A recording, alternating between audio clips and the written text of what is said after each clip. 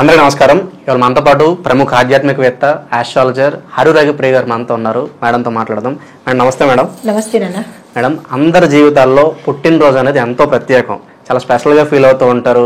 మనిషి 2 సార్లు అయితే మనిషికి చాలా ప్రత్యేకం, చాలా అటెన్షన్ వస్తూ ఉంటుంది. ఒకటి పుట్టినరోజు, ఇంకొకటి బర్త్డే. చనిపోయినప్పుడు అందరూ మాట్లాడుకుంటారు, అలాగే పుట్టినరోజు ఆ రోజు స్పెషల్ కాబట్టి అందరూ విష్ చేయడం కానీ ఎక్కువ ఈ 2 రోజులు అటెన్షన్ వస్తూ ఉంటుంది. అయితే ప్రజెంట్ మా జనరేషన్కి వచ్చేసరికి బర్త్డే అంటే సినిమాలకు వెళ్తారు, పబ్బులకు వెళ్తారు, లేదా పార్టీస్ అంటూ ఉంటారు. అసలు నిజంగా బర్త్డే రోజు అసలు ఏం చేయాలి మేడం? ఎలాంటి పనులు చేయాలి బర్త్డే రోజు, ఎలాంటి పనులు చేయకూడదు? చాలా చక్కని ప్రశ్న. ఇది మీలాంటి యూత్కి ఈరోజు చాలా అవసరమైన ప్రశ్న. యాజ్ ఏ సైకాలజిస్ట్ నేను చెప్పేది ఏంటంటే, బర్త్డే అనగానే పుట్టినరోజు, మనం ఈరోజు పుట్టాము అంటే మనకి ఉన్న ఆయుష్లో ఒక్కొక్క రోజు తగ్గిపోతూ ఉంటుంది, అంటే ఒక్కొక్క సంవత్సరం తగ్గిపోతూ ఉంటుంది. ఆ తగ్గిపోయినది మనం పూడ్చుకోవాలిగా. అంటే అంత స్థాయిలో పూడ్చుకోలేకపోయినా ఆ బర్త్డేని, అంటే పుట్టినరోజుని మనం ఎలా సెలబ్రేట్ చేసుకోవాలి అంటే, మొదటిగా లేచిన వెంటనే తలస్నానం చేసుకోవాలి. తరువాత తల్లిదండ్రులకి వారి ఆశీర్వచనం తీసుకోవాలి. ఇంట్లో తాతయ్యలు, మామయ్యలు, మా నాన్నమ్మలు, అమ్మమ్మలు ఉంటే వారి ఆశీర్వచనం తీసుకోవాలి. బ్లెస్సింగ్స్ అనే దానికన్నా, ఇంగ్లీషు పదం కన్నా ఆశీర్వచనం అనేది చాలా విశేషమైనది. అయితే అది తీసుకోవాలి. కానీ లేస్తూనే ఈ తరం వాళ్ళు చేసే పని ఏంటంటే, పాశ్చాత్య నాగరికతను అలవాటు చేసుకుని దాన్ని కూడా ఈ తరం వాళ్ళకి అంటగట్టేస్తున్నారు. బర్త్డే అనగానే హ్యాపీ బర్త్డే టు యూ అంటారే తప్ప పుట్టినరోజు శుభాకాంక్షలు అని ఎవ్వరూ అనటం లేదు. ఎందుకు అంటే, శుభాకాంక్షల్లో ఉండే పదం ఏంటంటే, శుభాన్ని ఆకాంక్షిస్తున్నాను, నీకు తగ్గిపోయే ఆయుష్ని పెంచుతున్నాను అని దీని యొక్క అంతరార్థము. అయితే తెలుగులో ఆశీర్వదించడం ఏమని ఆశీర్వదిస్తాము? నిండు నూరేళ్ళు చల్లగా వర్ధిల్లు అంటాము. ఆ నిండు నూరేళ్ళు చల్లగా వర్ధిల్లు అని అనడంలో ఆంతర్యం అలా అనిపించుకోవాలి. ఈ తరం పిల్లలు అనటం లేదు, పెద్దవాళ్ళు కూడా హ్యాపీ బర్త్డే అనే పెడుతున్నారు తప్ప, నేనైతే మాత్రం ఎవ్వరికి ఇంగ్లీష్లో అయితే హ్యాపీ బర్త్డే అని ఈ రోజు వరకు చెప్పలేదు, చెప్పను కూడా. ఎందుకు అంటే, వాళ్ళు మనం విష్ చేస్తున్నామంటే అర్థం ఏంటి? విష్ అంటే కోరిక. ఆ కోరిక అర్థం ఏంటి? వాళ్ళకి మనకి చెప్పారు అంటే వాళ్ళ బాగు కోరాలి అర్థం అనమాట. ఇందుమూలంగా నేను ఈ తరం పిల్లలకి చెప్పేది ఏంటంటే, ఇంగ్లీష్లో ఎవరైనా, మనం ఇంగ్లీష్ వాళ్ళమేమీ కాదు, పుట్టుకతోనే ఇంగ్లీష్ వాళ్ళ పుట్టలేదు. మన సనాతన ధర్మం కానీ మన ధర్మం కానీ చెప్పేది ఏంటంటే, తెలుగులోనే ఆశీర్వదించాలి. తెలుగు అంటే సంస్కృతంలోకి వస్తుందన్నమాట. అయితే ఈ పుట్టినరోజు అంటే మనం ఆశీర్వదించవలసినది వేద ఆశీర్వచనం అంటారు. శతమానం భవతి శతాయుష్ శతేంద్రియే ఆయుషేవేంద్రియే ప్రతితిష్టతి అని దీవించాలన్నమాట. ఒకవేళ ఈ దీవెన వల్ల ఆ పిల్లవాడికి కానీ, ఆ పుట్టినరోజు వాళ్ళకి కానీ అదే చివరి రోజైతే చెప్పలేం కదా. కొన్ని పుట్టినరోజులు కూడా అట్లానే అవుతుంటాయి. అప్పుడు భగవంతుడు వెయిట్ చేస్తూ ఉంటాడనమాట. యాజ్ ఏ ఆధ్యాత్మికవేత్తగా ఇప్పుడు చెప్తున్నది, భగవంతుడు వెయిట్ చేస్తాడట. ఏమని అంటే, ఈ పిల్లవాడిని ఎవరైనా శతాయుష్మాన్ భవ అని దీవిస్తారా అని ప్రతిరోజు మన ఇంటి ముందు యమధర్మరాజులు వెయిట్ చేస్తూ ఉంటారు. అంతకు మించి మన వీపుకి కూడా వాళ్ళు ఉంటారనమాట. అంటే చిత్రగుప్తుడు వెనకవే ఉంటాడు.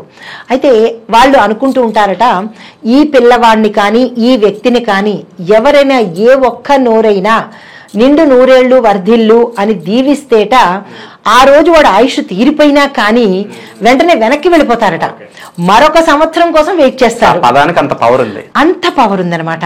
శుభాకాంక్షలు, పుట్టినరోజు నిండు నూరేళ్లు వర్ధిల్లాలి అని అందరికీ కూడా ఎందుకు చెప్పుకుంటామంటే, కనీసం ఏ ఒక్కరైనా అలా ఆశీర్వదిస్తారేమో అని. ఆయుష్మాన్ భవ అంటూ ఉంటారు, శతాయుష్ అంటారు, ఆయుష్మాన్ భవ అంటారు.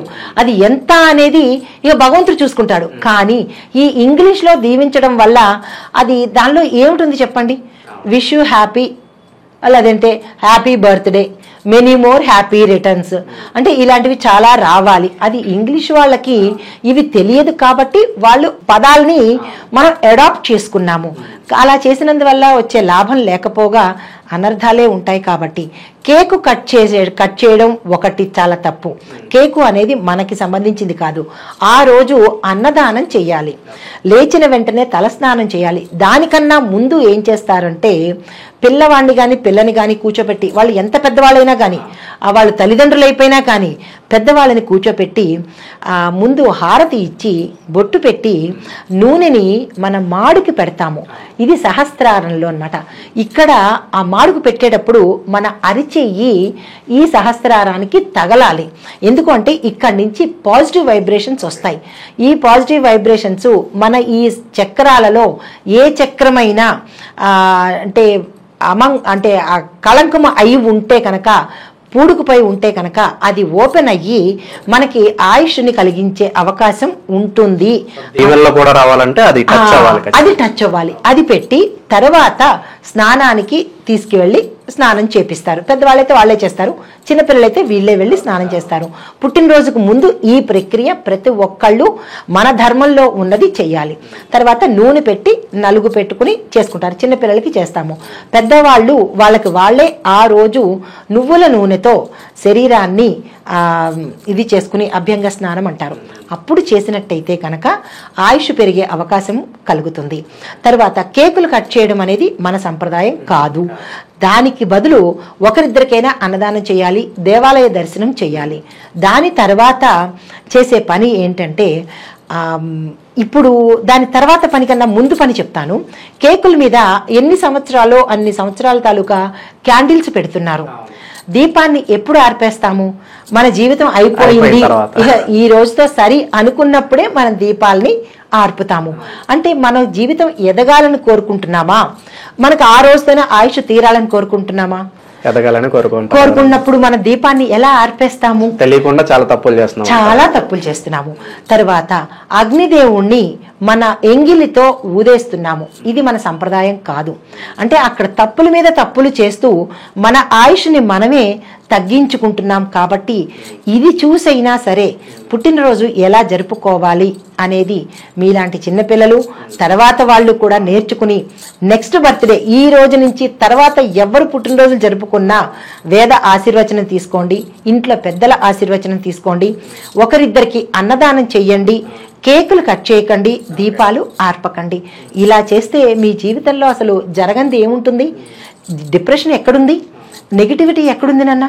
ఇలాంటివేమీ లేవు. మనంతరం మనమే కొని తెచ్చుకుంటూ ఇటు అటు పరుగులెడుతున్నాము అంటే మన సంప్రదాయాన్ని పక్కన పెడుతున్నాము. కొత్త బట్టలు ఖచ్చితంగా ఆ రోజు మ్యాండేటరీ. మరి ఖచ్చితంగా కొత్త బట్టలు వేసుకోవాలా? ఆ రోజు కొత్త బట్టలుగా విశిష్టత ఏంటంటారు? మరి ఖచ్చితంగా వేసుకోవాలా మీ ప్రకారం? తప్పకుండా వేసుకోవాలి. ఎందువల్ల అంటే ఆ కొత్త బట్ట అంటే కొత్త జీవితంలోకి అడుగు పెడుతున్నాము. దానికి ప్రతీకగా కొత్త బట్ట వేసుకుంటాము.